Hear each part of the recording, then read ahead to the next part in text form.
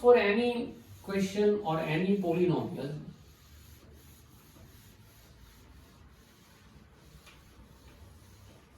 suppose there are no zeros, then what happens? If graph is found to be like this, open from upper band, but it do not intersect x-axis, it means that there is no zero. As for example, p of x equals to x square plus 1. So x square plus 1 equals to 0. We cannot find the value of x with which the polynomial converts into 0. Right? So the graph seems to be like this. Why it is open from upper end? Because coefficient of x square is positive, that is 1. If coefficient of x square is negative, like p of x equals to 1 minus x square, then the graph is like this. Here it intersects in two distinct points. Distinct point may be plus 1 and minus 1. Because these factors of 1 minus x square is what?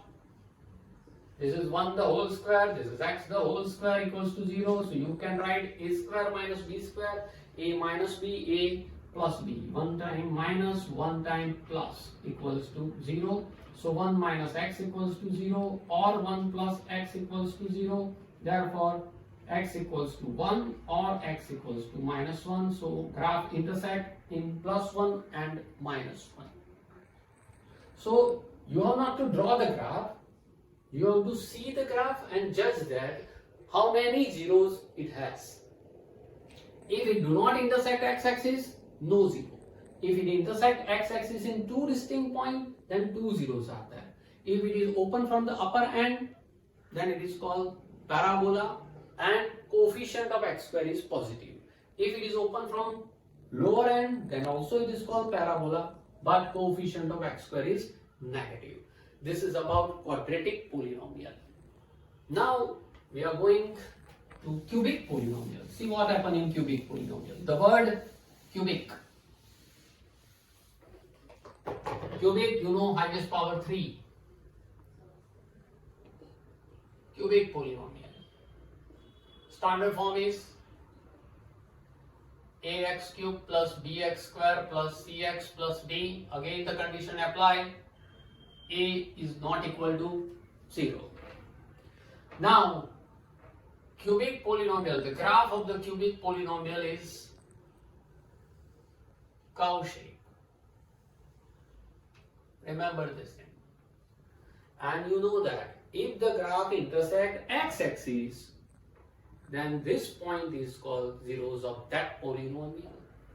Okay, so here graph intersect x-axis at only one point. So the question, how many zeros it has? It has only 1 zero because it intersects at one point. Suppose the graph of the cubic polynomial is like this, see.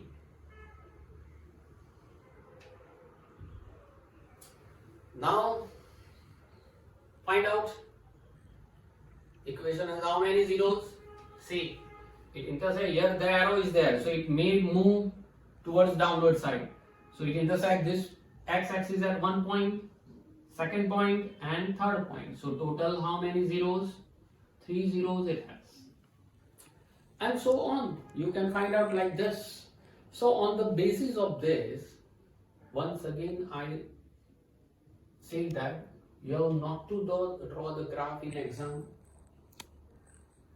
Only graphs are given and you have to find how many zeros the polynomial has. Is it clear? So now, if you understand all these things, you can easily do exercise 2.1. So take out your textbook and see the exercise 2.1. Exercise 2.1 is totally about graph. 6 graphs are given.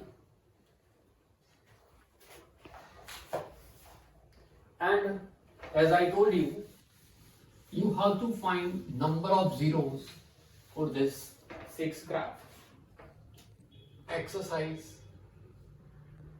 2.1, the graph number 1 In your textbook, it is given like this: x-axis, y-axis, and a graph.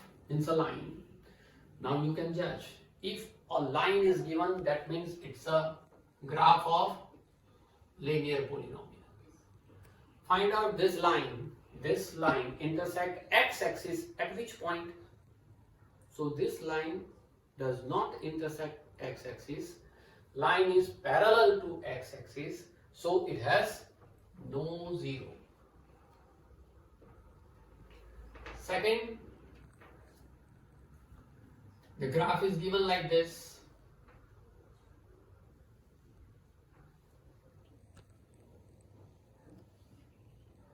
X-axis, y-axis, origin. This is curve. If it is curve, then this graph is called a cubic polynomial. Now this curve intersect x-axis in how many points? It intersect x-axis at only one point. So it has 1, 0. Only 1, 0. Third number, the graph is like this. X-axis, y-axis,